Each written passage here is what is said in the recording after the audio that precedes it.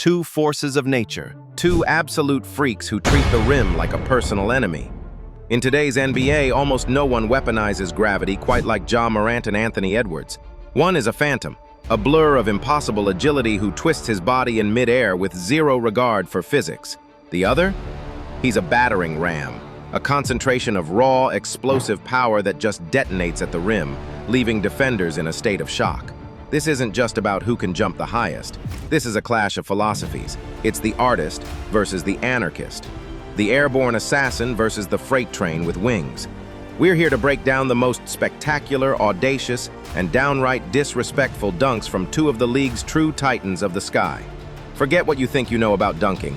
These two are different. The debate for the NBA's best dunker is always raging, fueled by every poster, every windmill, every soul-snatching slam. For years, we've seen titans rise, but today that conversation is owned by two names, Morant and Anthony Edwards. They are walking highlight reels, two hyper-athletic guards who see a crowded lane not as a problem, but as an invitation to create a masterpiece of athletic violence. But this isn't just another highlight mix. This is a tale of the tape. We're pitting them against each other, round for round, breaking down their unique brands of aerial assault to try and answer the one question on everyone's mind. Who truly rules the skies? Is it the breathtaking finesse and creativity of Morant, or the sheer brutalist power of Anthony Edwards? This is a collision of styles, a battle for supremacy waged 10 feet in the air. Let the debate begin. Round 1, the Posterizers. There are dunks and then there are posters. A poster isn't just 2 points. It's a statement. It's about dominance.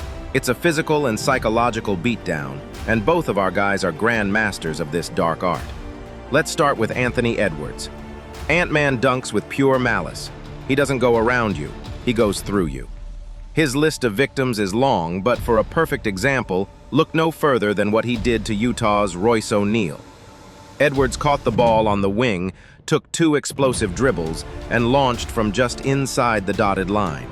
He didn't just dunk it, he absorbed the contact, sent O'Neal to the floor, and threw it down with a ferocity that shook the arena. Just pure, unyielding power. But then there's Morant.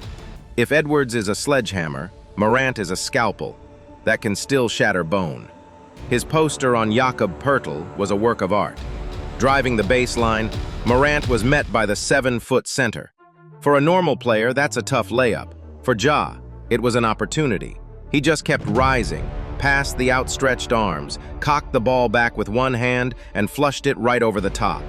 It was a gravity-defying act, a 6'3" guard making a 7-footer look completely helpless. Back to Edwards, who seems to collect bodies like trading cards. He put Japan's Yuta Watanabe on a poster with a dunk so vicious it became an instant classic. Coming down the lane in transition, Edwards saw Watanabe slide over to take the charge. Ant didn't hesitate. He just elevated, climbing an invisible ladder until his waist was at Watanabe's head level and hammered it home. The defender crumpled. The crowd exploded, a dunk that showed off not just his hops, but his absolute fearlessness. Yet Ja's fearlessness is a different kind of reckless. Against the Pacers, he delivered a dunk that sums up his style perfectly. He caught the ball, attacked Jalen Smith's closeout, and just kept going up. Smith, a legit 6'10" forward, went up to contest, but Morant seemed to hit a second jump in the air, climbing over him and punishing the rim with a 2-handed slam that left the announcer screaming. The message was clear. No matter how big you are, if you're in the way, you're on the poster. Both guys are artists of intimidation, but their methods are worlds apart. Edwards uses brute force to demolish the obstacle. Morant uses his supernatural bounce to simply fly over it. Round 2, aerial acrobatics. If poster dunks are about power, acrobatic dunks are about artistry. This is where body control, creativity, and mid-air adjustments are king. It's about doing the impossible while you're floating. And this is where Morant is in a league of his own. Morant's signature is the finish you never saw coming. Take his double-pump reverse slam against the Celtics. On a fast break, he went up for what looked like a normal dunk.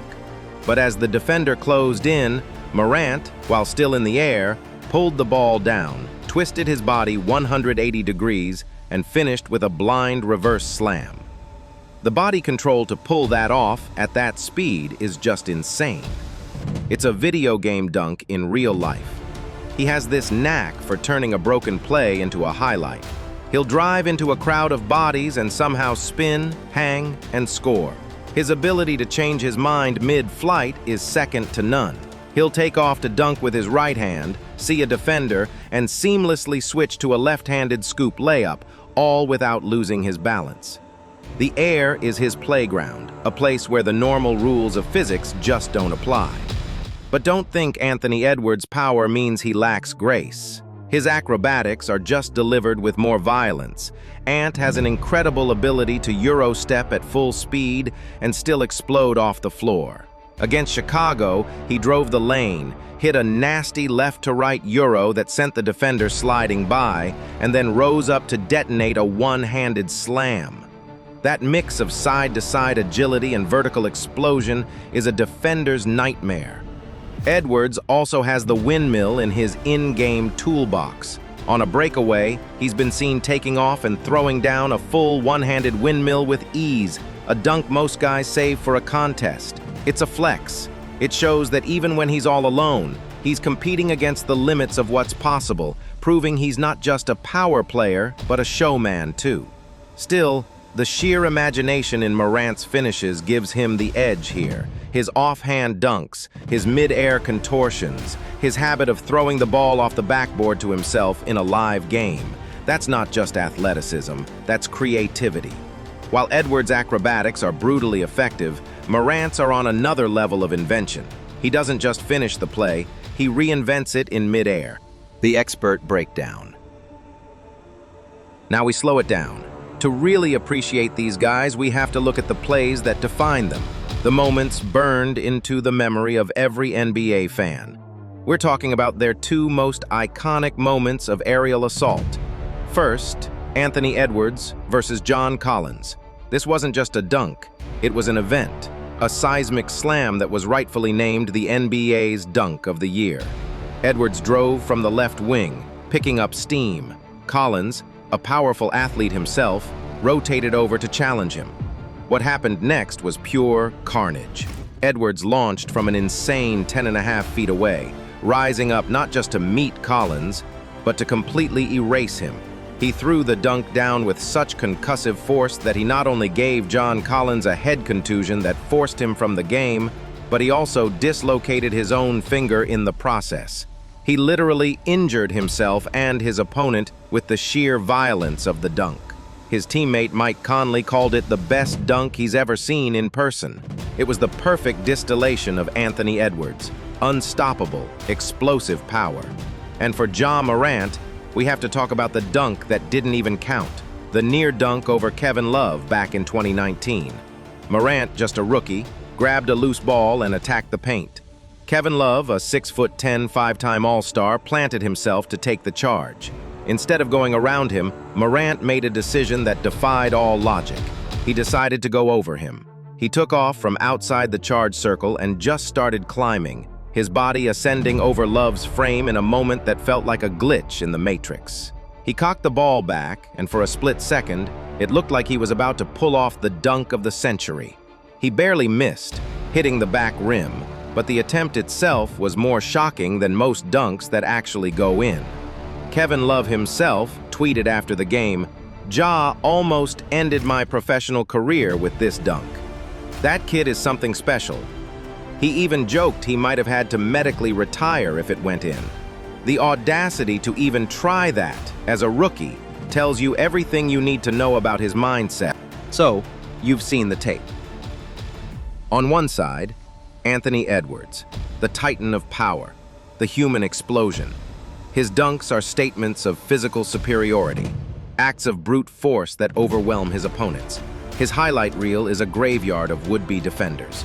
He's easily one of the most powerful dunkers the league has ever witnessed. On the other side, Ja Morant, the master of finesse, the aerial artist. His dunks are a ballet of impossible body control and fearless creativity.